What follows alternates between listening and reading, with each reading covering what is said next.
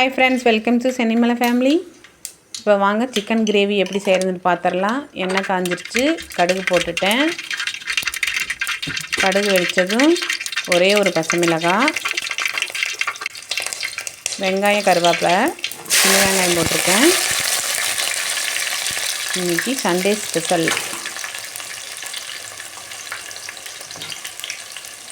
நல்லா வதக்கி விட்டுறலாம்.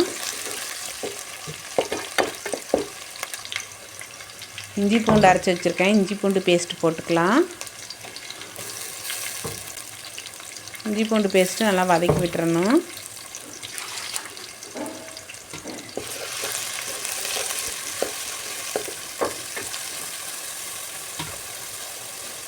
நல்லா வதங்கினதும்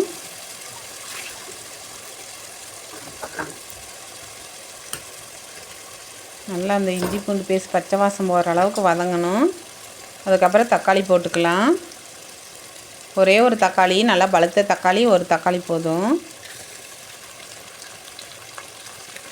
கிரேவிக்காகத்தான் தக்காளி போடுறோம்.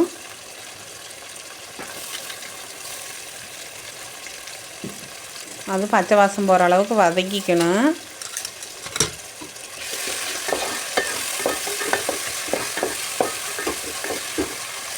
நல்லா வதக்கினதும்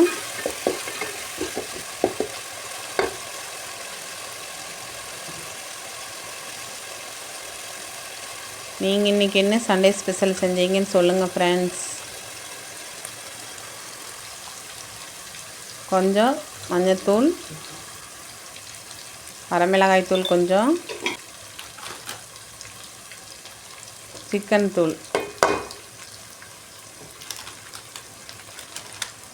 எல்லாம் போட்டு ஒரு வதக்கிக்கலாம். அந்த எண்ணெயிலேயே வதக்கிக்கலாம்.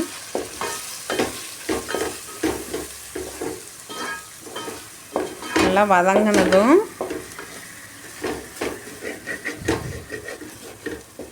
அதுக்குள்ளே கறியெல்லாம் அலசி எடுத்து வச்சுக்கணும். சிக்கன் 1/2 கிலோ சிக்கனு, அதுக்கு இவ்வளோதான் மசால் போதும்.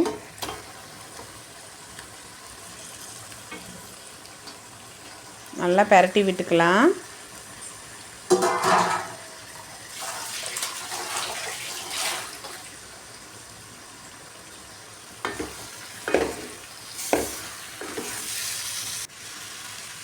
கொஞ்சம் உப்பு போட்டுக்கலாம், கல் உப்பு போட்டுக்கலாம்.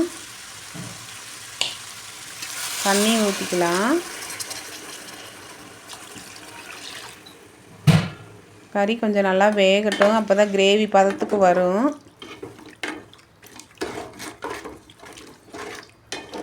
லேசாக செமி கிரேவி தான்.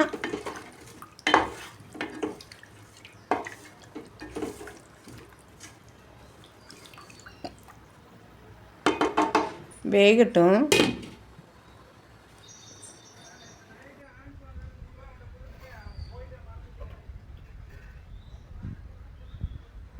நல்லா வெந்துருச்சு. இப்போ எடுத்து சேவ் பண்ணிக்கலாம்.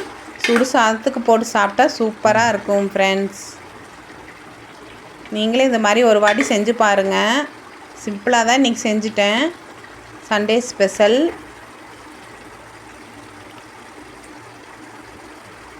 சிக்கன் கிரேவி இந்த மாதிரி செஞ்சு சாப்பிட்டு பாருங்கள், டேஸ்ட்டாக இருக்கும். தேங்க்ஸ் ஃபார் வாட்சிங்.